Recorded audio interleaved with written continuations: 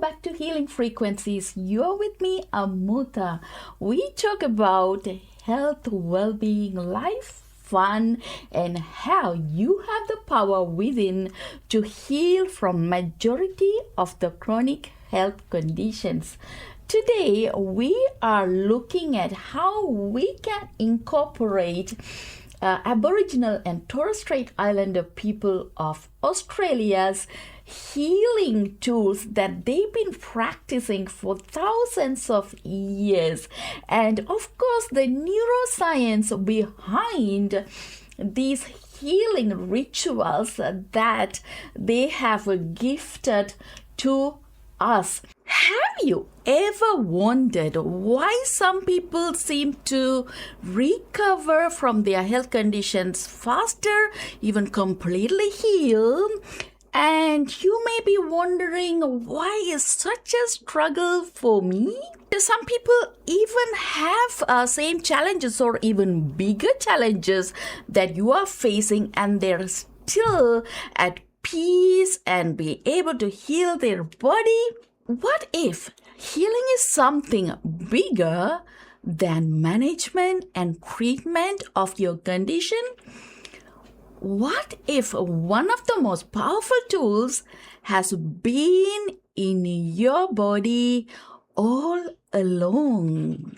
This is the show where science meets God. Yes, of course, God. Science can tell you what is happening in your body, but God can guide you on what to do next. So before the next decision, before the next treatment, before anything that you do in relation to your health and well-being, bring God in every action, because the importance of having a faith and absolutely having a belief in your God can completely heal from chronic health conditions. Saying that, what I'm going to do, let's do a declaration before we go into our next segment. So I want you to sit up straight. Take a deep breath in, because that's when we stop the stress that we've been carrying all along, or even as some people, as soon as they wake up, they are in like a treadmill. They're stressing because our body can get used to being stressed, because stress is not normal. Some people even take things like a fancy word. It is not a fancy word. It actually creates a lot of damages, not only day-to-day life, but it actually creates majority of the chronic health conditions such as heart disease, high blood pressure, arrhythmias, tachycardia, type 2 diabetic, allergies, arthritis, the list goes on, even kidney disease, so many as the science proven. But we have tools for everything. Take a deep breath, sit up straight, because your backbone is the center of your universe. Because your life is a direct reflection of your own thoughts, your own emotions, and your own experience. So it's very important that we look inside first to heal from chronic health condition. Grace is arriving in your life. You have carried this long, the illness, the sickness. Now the tide is turning. Every cell in your body is listening. And today it hears a new word, restoration. You have already have the healing power. And it's been written by the Almighty God. No one can erase that. You are not waiting in vain. You are being made ready. So stop striving. Stop bracing for impact. Just simply believe. Take a deep breath, because the God who formed you has not forgotten you. Your breakthrough is closer than your next heartbeat. This is your season. Rise up and receive it, because you're here means the healing is heading your way, and this is your moment, my friend, and healing is heading your way like a mighty river. The universe is taking charge of your health, and God himself has ordained your restoration. No doubt, no fear, no obstacles can stand against what is already moving toward you. The blessing has your name. It's your name. The healing is already on its way. Receive it now. Lift your head and believe, because your body was made to heal, not to manage, not to treat, but to completely heal. God is the one who heals it, and your time is now. And something is shifting in your favor right now. And healing is rising towards you like a river that no drought can dry and no wall can hold back. The universe is moving on your behalf, and God has already spoken restoration and healing over your body. Your job is to receive. Let the doubt fall away. Let the fear go quiet when the expert says that it's permanent, it is incurable. Throw them all out of your mind. What God has ordained for you, no obstacles can cancel. The blessing is already in motion. The healing is already on its way. And all you have to do is open your hands and receive it. This is your time. Your body was made to heal, and it is healing as we speak. And we'll jump directly into our NAIDOC journey of healing tools backed by neuroscience. The amazing healing's been there for thousands and thousands of years right here in Australia. We are celebrating Indigenous cultures, the special Aboriginal and Torres Strait Islander people of Australia, and how they heal their health conditions with their body, mind, spirit. This exciting wisdom of our own Aboriginal people is coming soon. I haven't forgotten our radio riddle. Today I got a joke for you. A guy walks into a library and whispers to the librarian, "Can I have a cheeseburger and fries?" And the lady at the counter leans in and says, "Sir, this is a library." And this guy further leans in and whispers to the lady, "Can I have a cheeseburger and fries?" I know, however you want to take this joke, there is something very hilarious about. Let's move on to our healing journey, shall we? I started traveling to working with Aboriginal people and Torres Strait Islander people since 2015. I was always curious. I wanted to expand my knowledge in their healing when it's come to chronic health conditions. When I wanted to work as a travel nurse, I used to work in Western Sydney for 10 years. And then 2015, right, where can I go? And I wanted to go to the remotest part of Australia where predominantly Aboriginal population lived. And I applied for a job in Fitzroy Crossing as a dialysis nurse. Lo and behold, I went there. I think we did talk about all the travel side of the adventure, but today, because it's NAIDOC week, the celebrations of Aboriginal culture, and in our show, we are looking specifically at their way of healing. I want to take you somewhere the modern world has almost forgotten. The Aboriginal and Torres Strait Islander peoples of this land have carried a healing wisdom older than every hospital. They've been practicing for thousands and thousands of years. What our Indigenous population have always known, that health is never the body alone.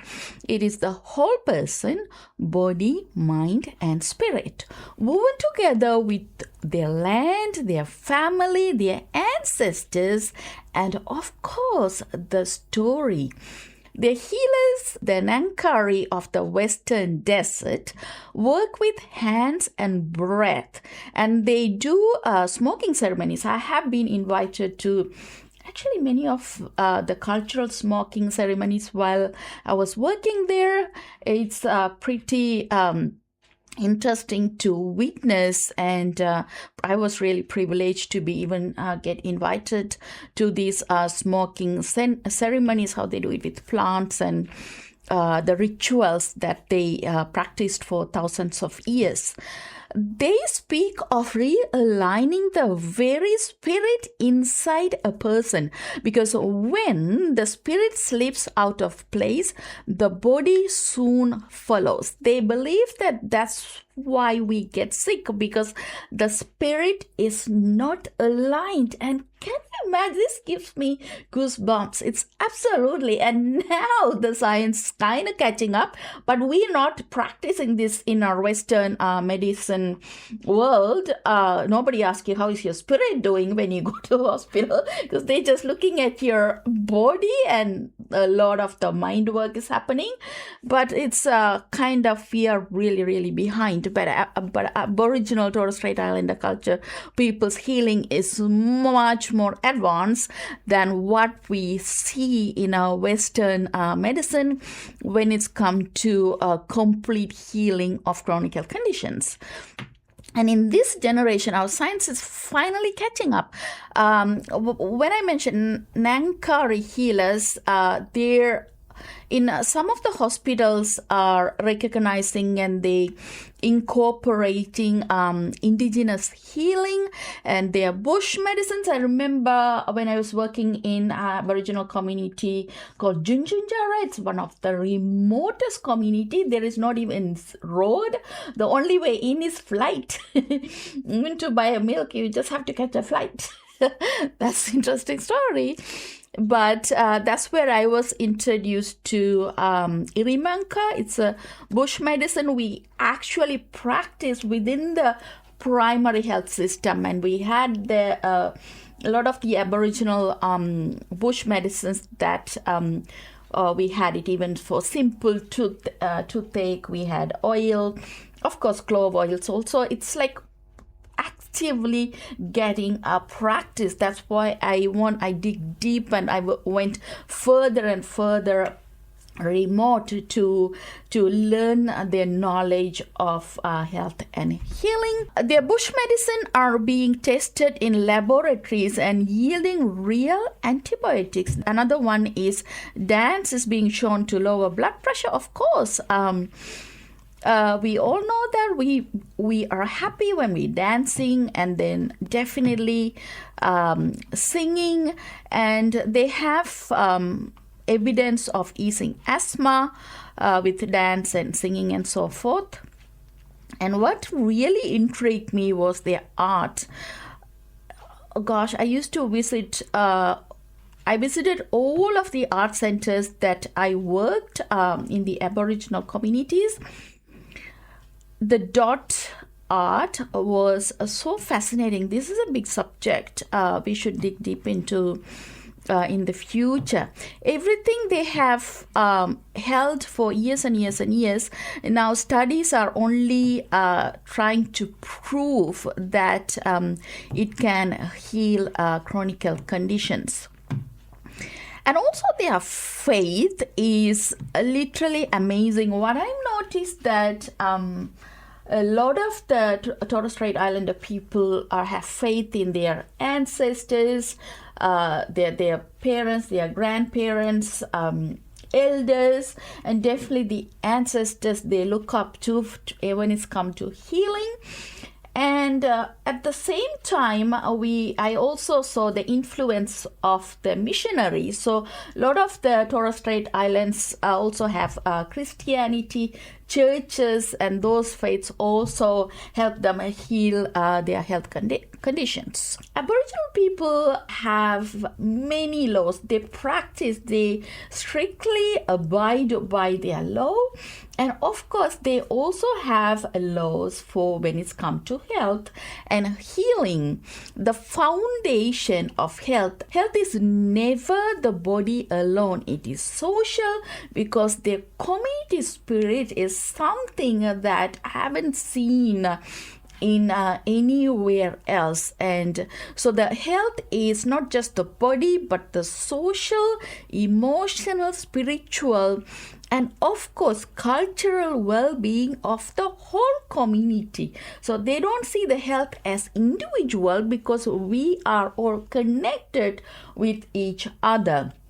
And their connection to the land is remarkable. The spirit, the ancestors and kin held, and they practiced for years and years and years. The Nangari, the traditional healers, the healers of Anangu peoples of Western Desert, the healing force is called Mapanpa. Their method, Pampuni, knowledge passed down through bloodlines, both men and women. Some chosen as in childhood, when they were kids, they've been identified and recognized as healers. They can diagnose by observation, listening to what your body is telling, and also by touch. And this is something that I remember my mom always told me, that because I'm a self-healer, we never went to doctor up until I turned 26, because then I got introduced to Western. I got fascinated. Western medicine, of course, I love and I work. It has its place, but when it's come to complete healing, we really need to tap into our own healing potentials that been inbuilt or put by your almighty God. Why we talk about God? It's because there is evidence that it's easier to completely achieve healing with the help of our God than just think that, okay, I can do this. Because when I say I can do this, there is an ego. But when I submit to my God, we are surrendering. When we are surrendering, that's when we create homeostasis in our body, and our body cancels out all of the stress hormones, and we create that equilibrium for our body to be able to produce all the healing hormones if and when you want to heal your conditions completely. And again, it comes to mindset. Whether you think you can or not, you are right. So a lot of people cannot heal because of their limited mindset or lack of knowledge or awareness. You're not going to lose anything just by believing, yes, I can heal. So that is the starting point if you want to heal any conditions from the root completely. Indigenous health and healing, they really pay attention to the spirit realignment. The most unique Dangari method, the spirit is the core of the body. Of course, I do believe in that. When it's out of sync, it causes physical, emotional, or mental illness. And those healers, with their hand, the healer returns it to its rightful place and draws out pain and blockages. How can your spirit can not be aligned? Let's talk about a few of the practical examples. Say, for instance, we feel trapped somewhere. Say for a lady who is been married into, but then her spirit's desire or soul's desire is to go ahead and engage in her creative endeavors, but then now she feels that now she's trapped in that life of looking after the children and the family unit, and she has no way of expressing her soul's desire. Then her spirit is not aligned, and that's when we can create chronic health conditions. As one example. Another one is if we feel that we do not have our freedom, and often in this day and age, why a lot of people are creating and suffering from chronic health condition is purely because of financial issues. Because when it's come to finances and money, they create our freedom. Because when you have money, you can go ahead and do whatever you want. You can help people, you can start your own charity, you can help your family member. But a lot of people create chronic health conditions because they do not have that avenue to create financial, or they've been born into a limited environment, and whatever the reason it can be. But that's a catalyst, because now you can see, because your soul is not aligned with your desire of your soul. Your spirit is not in alignment, and then our emotions are all out of whack, and we create chronic health conditions. And what are the other things that we can say? Okay, my spirit is not aligned, so that we are creating illnesses in our body is a day-to-day stresses of life. Say, for instance, if I'm going to work, if I'm working 5 days, Monday to Friday, then majority of my life's been spent at work. And if I'm not enjoying my work, then my spirit is not aligned. That's why when it's come to spirituality and religion, often we talk about forgiveness and gratitude, so that our spirit can come in alignment and start to heal chronic health conditions. So this has been there in our Aboriginal Torres Strait Islander healing culture for thousands of years. I want you to reflect on that and see what is actually making you feel unhappy. It's the majority of the time not somebody from outside causing a sickness. Nobody is in this day and age coming to your doorstep and going to stab you physically, right? It's not happening in Australia. That means who is creating? We are the one living in our body.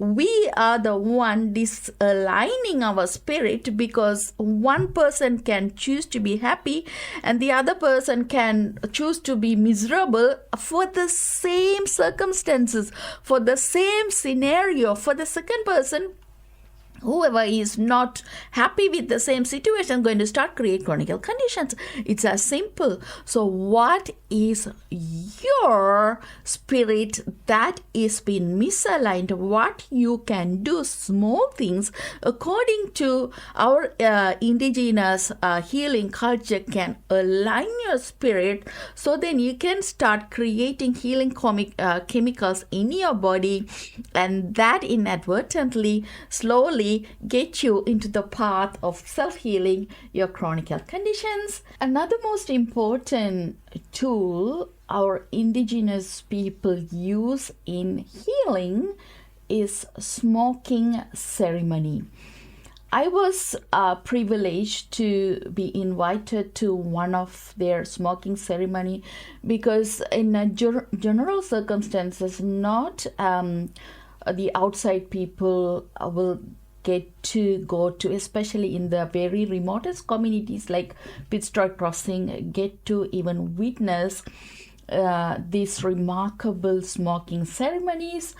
And I was amazed by the entire community come into, they have a dress code, their dresses, and they also do body painting. I believe they got symbolic significance for each of these paintings, and then ladies all gather separately, and then men are all there, kind of close by, in close proximity, but they just sit in groups, and the elders smoke the native plants such as eucalyptus. And there is a rituals, and I did not really understand exactly. I needed to go ahead and learn this, and even I forgot what the specificity of the rituals. It took probably an hour or something, closer to the fire, the ritual that's been happening. But generally speaking, the entire process is to align or bring your spirit back to the alignment if it was distorted, because in this day and age there are so many distractions. We can get outside influences, whether it is phone or a friend or strangers, social media. A lot of the new generations are not necessarily connecting with the land, because for Indigenous people, the connection to the land is one of the most important aspects of health and healing. So that brings the spirit back in alignment when they do these smoking ceremonies. During this smoking ceremony, definitely dancing and the rituals, and I have seen certain people being called closer to the fire and being spoken language. I don't really understand what is actually being said, but generally speaking, it's getting your spirit aligned. And I remember in my culture back in Sri Lanka, when the children's being born, there is always a smoking ceremony, in the sense like every household they do it. If you take your newborn, or even like up until 1, 2, even 3-year-old, you know how the kids are so cute, so everybody cuddle them or hold them. So our culture believed that there is a transfer of negative energy into the other people, or there can be jealousy. Jealousy is a real bad negative energy that can create illness to the child, like cold and cough, like that. So the elder of the head of the family usually do the smoking with, and take the baby, then do all the smoking. So I was only trying to interpret the in-depth. It could be getting rid of this negative energy so that your spirit can be aligned.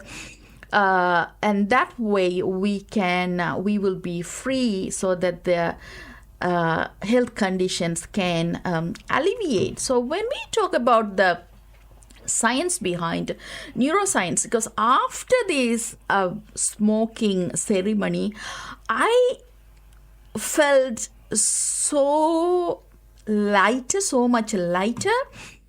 And these smoking ceremonies are meant to reduce the heaviness, the burden, the anxiety, the depression that's we've been carrying in our, not just in our mind and in our physiology, like illnesses, and they've been like immediately been thrown away. You can feel the lightness, because these rituals and Indigenous people smoking ceremony is so powerful. Then straight after that, you start to feel lighter.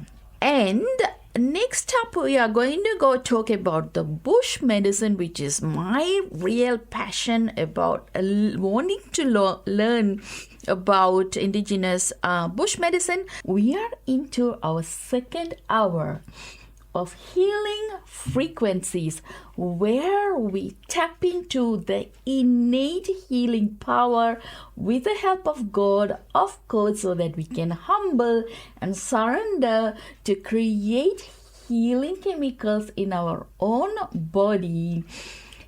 And we are doing a special show today because this NAIDOC week, every year from 5th of July till 12th of July, we celebrate Australian Indigenous culture and their art and their food and everything associated. And in our show today, we are digging deep into the healing journey, the healing tools, the healing rituals that they've been practicing, and it's been gifted to us. The practices have been here for thousands and thousands of years.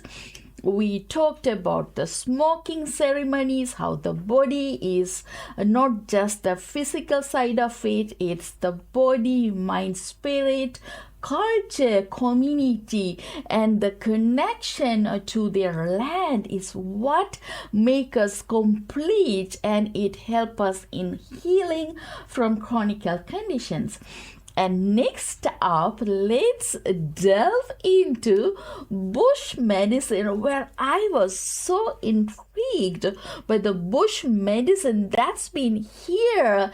And not many of the metro Australians are even aware of it. And I myself did not know up until I get there and physically seen it. I went and spoke with a lot of local elders about the bush medicines. The first thing they told me was a gabbinge. So anyhow, the knowledge of native plants and their medical properties passed down over countless generations, and now being scientifically validated, ethnobotanist Jerry Turpin recording and testing traditional remedies of indigenous practices, and a microbiologist Dr. Shane Ingray isolating 5 natural antibiotics from traditional plants.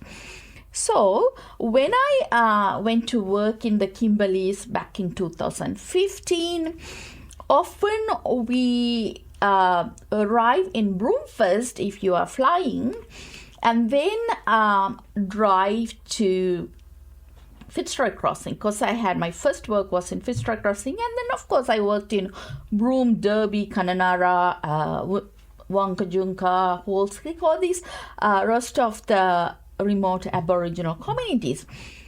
Then the people from Fitzroy Crossing told me that it's the gabbage. I said, so where can I find the tree gabbage? Because that time I was doing blogging about the bush medicine.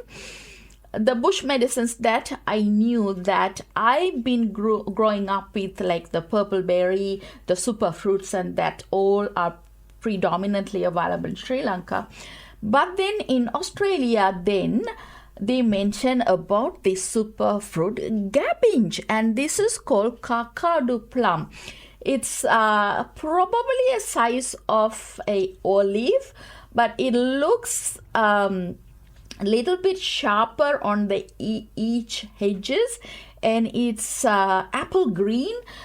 It grows in massive tree, big tree, like spreading its wing all over the place, and a beautiful canopy. I asked this where this tree was, closer to Cable Beach, on the other side of the Cable Beach. I'm really bad with directions. But then when you, in the Esplanade, when you walk towards the mangrove side of the Cable Beach, that's where this hidden gem, I don't know how many years old, this tree was massive, and I took video and photos, and I've been collecting all these cabbage because so many just fall in, like thousands of fruits in that thing.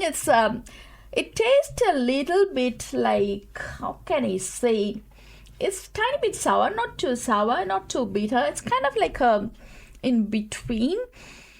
But what is very interesting is this very famous and popular among Aboriginal population about the healing potential of this superfruit, which is gabbinge or the kakadu plum. Highest natural source of vitamin C on earth. Who would have thought that? On earth, highest vitamin C. I all this time thought it was guava, but it's actually cabbage. Highest natural source of vitamin C on earth, around 3,150 milligram per 100 grams, roughly 60 times stronger than an orange, of course. Anti-inflammatory phytonutrients such as folate, calcium, magnesium, vitamin E, zinc, and iron. They're also there. So remember what we often talk about, unmanaged stress create chronic health conditions. And when we go through stress, our body uses a lot of these phytonutrients because we lose folate, our bones become brittle because our calcium get used, our magnesium get used up, and vitamin E, vitamin D, zinc, iron, B12. Actually, in our last show we talked about that, right? We get depleted, and that's why you go to the doctor and say, okay, you are iron deficiency, but you've been stressing, my friend. And then you have arthritis, so you've been stressing. That's why you're having arthritis. You can see now, calcium, our bones get, it's a complicated subject, but I'm telling you in simple terms, this is what's actually happening. All you need to do, if you are in that area, I don't know why Australia do not market these products, because we have a lot of bush medicines that we do not find in the mainland of Australia. We do not see all these things, these superfruit, the healing medicines, the bush medicines are already here. Why don't they even plant more of these trees? And I was really frustrated when I came here, like in tropical country, when I saw the purple berry, because that's another superfruit, and it's not been marketed and it's not been planted because of the lack of knowledge, and we were not being introduced, we've not been taught about the significance of all these great gift can grow on Australian land. And cabbage is anti-inflammatory and it's antimicrobial properties it has, and it's been used by Aboriginal, Indigenous, Torres Strait Islander people for cold, flu, headache, even for wounds and sore muscles. And it's usually the women of Indigenous people harvest them and use them in their medicinal reasons, medicinal use of the cabbage. But I will just eat it just like that, just like a snack, because anything that comes from the bush I get so excited and fascinated about, because our body, we are meant to live in the bush. We are a lot of people say, come on, we don't.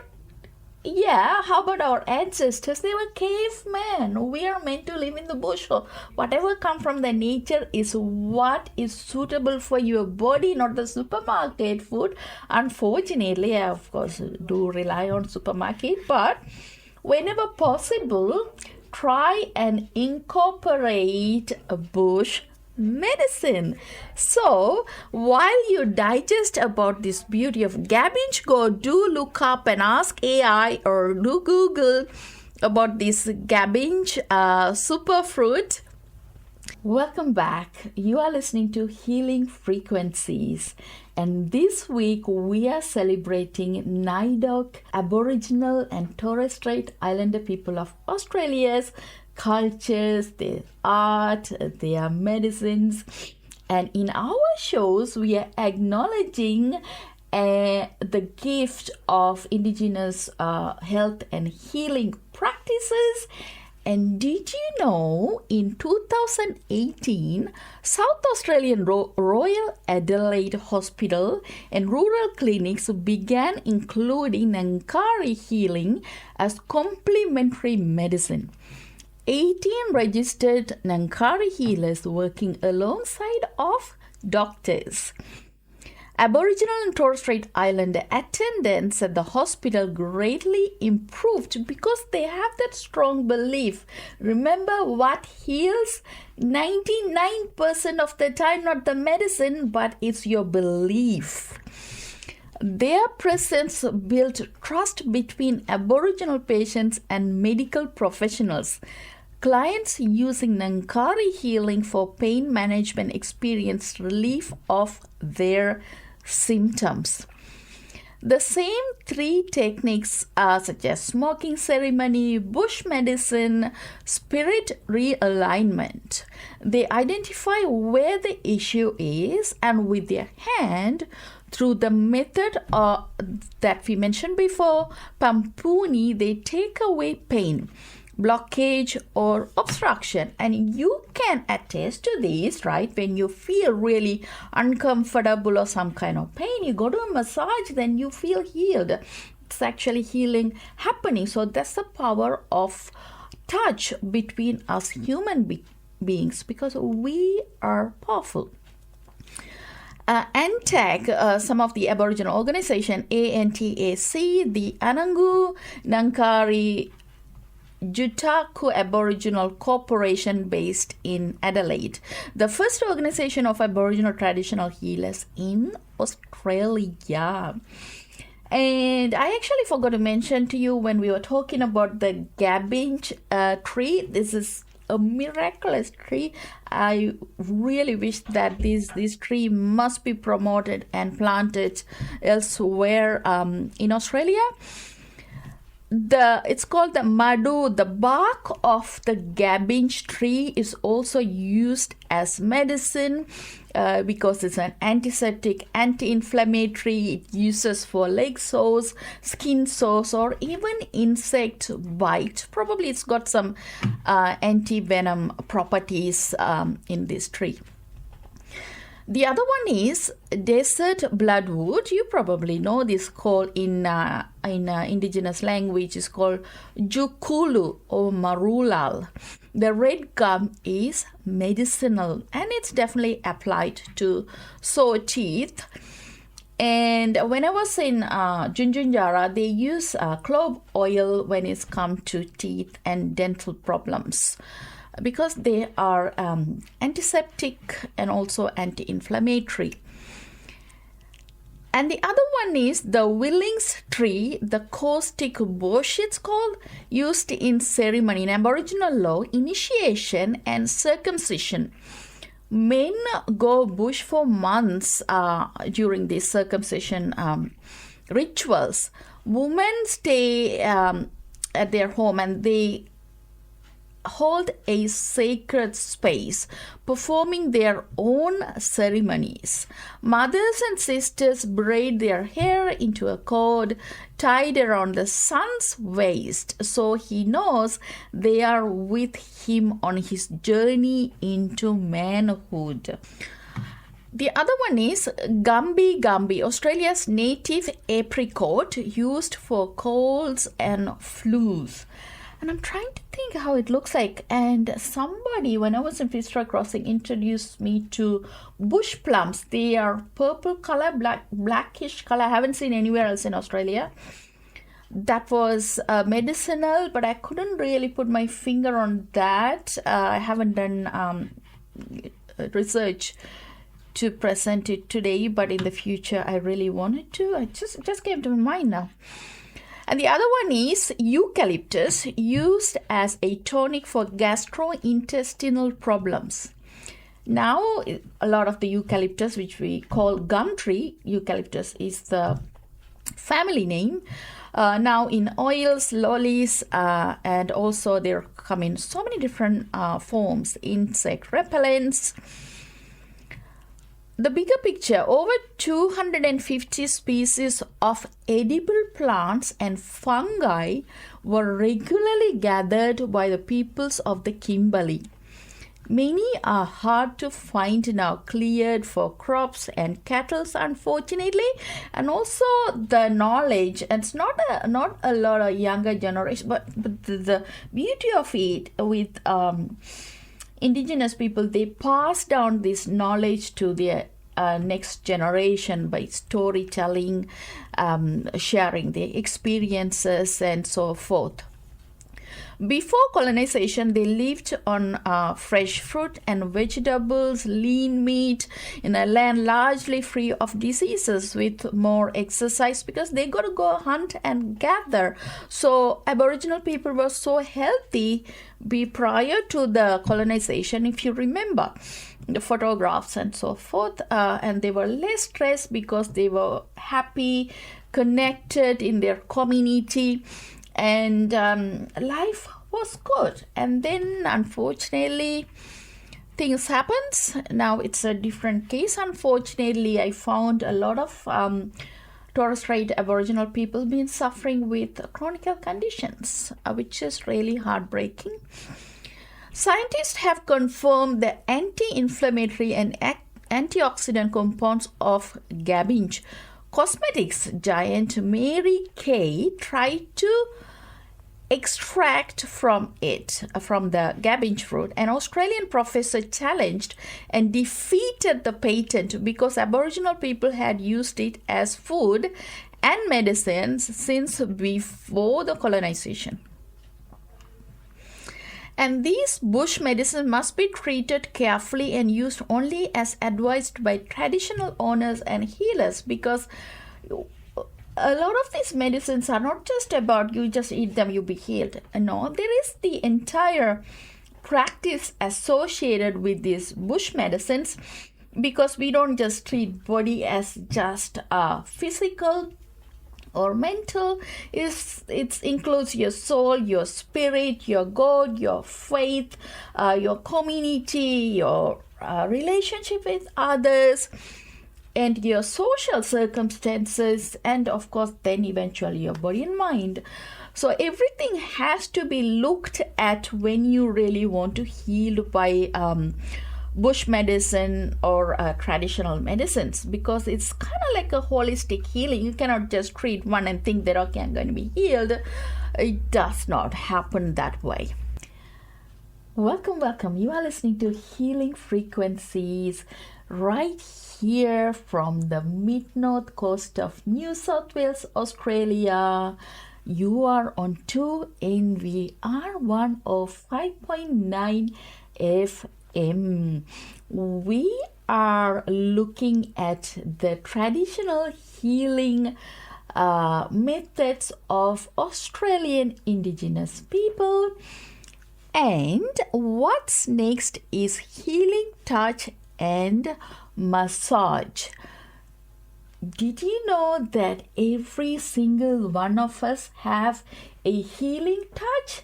Unfortunately, there is a kind of a cultural, or I don't know, the belief. Not a lot of people like to touch because of the way how you touch, or people going to misunderstand or can be misused for whatever the reasons that been happening in the past. So a lot of people are guarded in this day and age. And when I'm doing coaching, I often touch their hand, and then if I see my clients or even my friends, I just give them a hug. But I could sense their energy, whether they're open or not. But some people I can straight away say that no, and then I don't do that. And I'm good at reading that from the distance as I was approaching somebody, because we all can heal each other. We have a very powerful energy transaction that can be transmitted through touch, especially through our hand. And no exception, that's what's been practiced by our Aboriginal Torres Strait Islander people, manipulating the body and energy to treat pain and injury. This is part of the Ngari practice, Pampuni. That is the Ngari method of healing with their hands. And the power behind the hands, and it's also called Mapanpa, that is the healing force or power that Nankari are given to do this work, because they've been predestined or been selected to do this healing work with their hand. It is not just the technique alone, but the person who is doing these massages or the healing with the hand can transmit the energy from their spirit into the other person who is receiving. It is the force they carry is what actually does the healing. The healer identifies where the issue in their body, then with their hands they take it away, whether it is pain or blockages or some kind of obstruction, and they can do it. See, before all these science, now we have amazing diagnostic techniques, but before all of this, like 100 200 years ago, the local doctors been diagnosing with their hand. They can really diagnose a lot of the serious illnesses. Indigenous practices, they diagnose in three ways. They observe, they listen, the person themselves being asked to. That's why the connection to the land is very important. That's when your mind, your spirit goes quiet. It becomes harmonious rather than being in the mainstream. We are so much distracted with this technology, the vehicles, the cars, the noise, the phones, the social media, the people, the party, whatever you can say. But once you are harmonious, then you can actually pay attention to your own body and you can diagnose yourself, and then you can go to your doctor and get it treated. In the touch technique with Aboriginal cultures, this is how they do: observe, pay attention to your body, and then also they diagnose with touch. The hands find what sometimes the eyes cannot see, especially if it is underneath our skin. They manipulate energy using their hands. They work with the body's energy field and perform hands-on healing to treat pain, injuries, physical healing and energy healing in the kind of like a energy transaction that's happening. And this is now science, of course, proving. This is why a lot of the massage centers, massage businesses are thriving, because we all recognize that the power of the touch and how it can heal our body. You yourself would have experienced this. And the same hand, if they are the right person, if they are the healers, they can actually realign your spirit, and even powerful when they can speak with the power of faith, and you can achieve immediate healing when even the doctors have said, okay, it's incurable or it's terminal. This has happened time and time again. We have seen a lot of evidence with faith of the God, or you believe in your ancestors, and does not matter, but it's often is coming through the words of one person to the other. These words are not coming from anywhere else. You know this is the proof.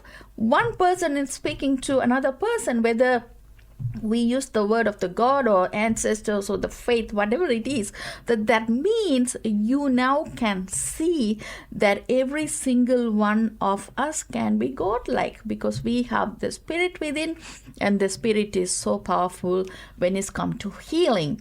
In the indigenous practices, they see the spirit as the core component of human body. It is not in the right place. That's when we create health conditions, physically, emotionally, mentally, and of course spiritually. With their healing touch, they push it back into the right place to achieve healing. The touch works alongside massage, breath work, smoking ceremonies and cleansing ceremonies, counseling, of course, and bush medicine. One healer can literally heal you from chronic health conditions. Before we move on to how Indigenous people do healing with their artwork, because artwork is something so fascinating, and it's my passion to learn, not that I learn to do it, but explore in all of the Aboriginal, Indigenous, Torres Strait Islander communities, and how they heal as they engage in the dot paints and the artwork. That's coming up soon. Welcome back, ladies and gentlemen. We only got 5 minutes before the completion of our show, so I'm going to wrap it up quickly with the dot painting and the art that Indigenous people use for healing.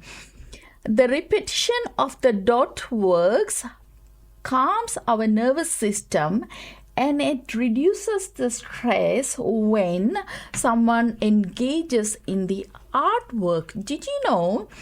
Papunya, 1971, the men were drawing ceremonial symbols in the sand. A school teacher gave them boards and acrylic. The Western Desert dot painting movement was born, and it went around the world, and people go, Aboriginal people go all over the world. The paintings are in so many different countries. I think it's in Paris and so many countries. I don't even have these details at this stage.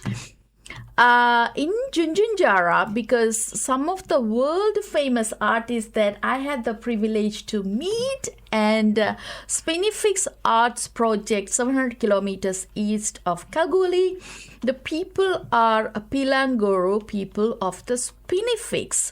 Simon Hogan, Roy Underwood, Ned Grant, I know Ned Grant, Byron Brooks, Ian Richter, Leonard Walker, Chimo Hogan.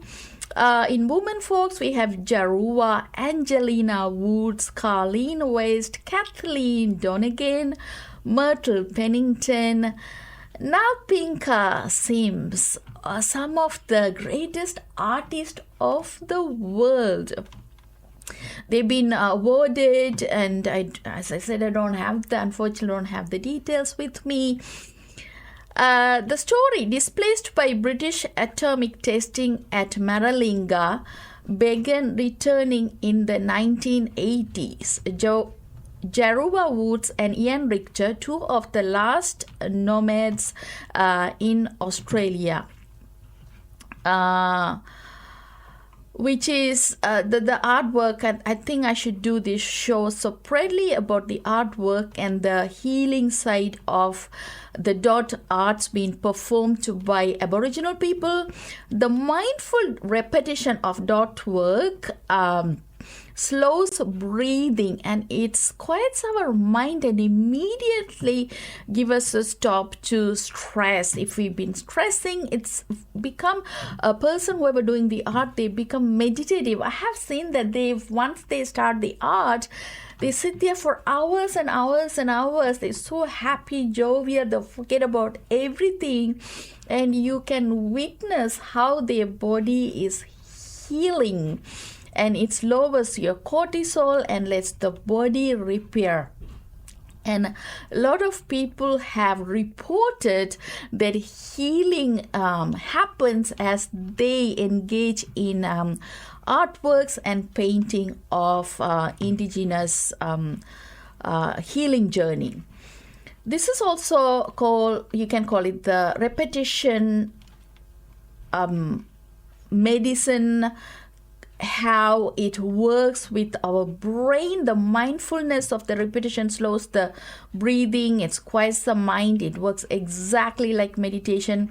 The nervous system drops out of alarm, the fight or flight. You see, in this day and age, we are in the fight or flight mode. So the artwork really help in healing chronic health conditions. So what we can do, actually do a complete show, healing show on Aboriginal and Torres Strait Islander people's artwork I think that would be a great idea. With that, I really appreciate your time. Hope you enjoyed the show and continue to celebrate NAIDOC Week and learn the amazing cultures of our own Australian Indigenous people. And I will see you next Thursday with another amazing health and healing tool. We'll see you soon. Amutha Kan, the power flows, a seed of peace within you grows. The pharmacy of soul and mind, leaving every fear behind. Every cell begins to sing to the balance that you bring.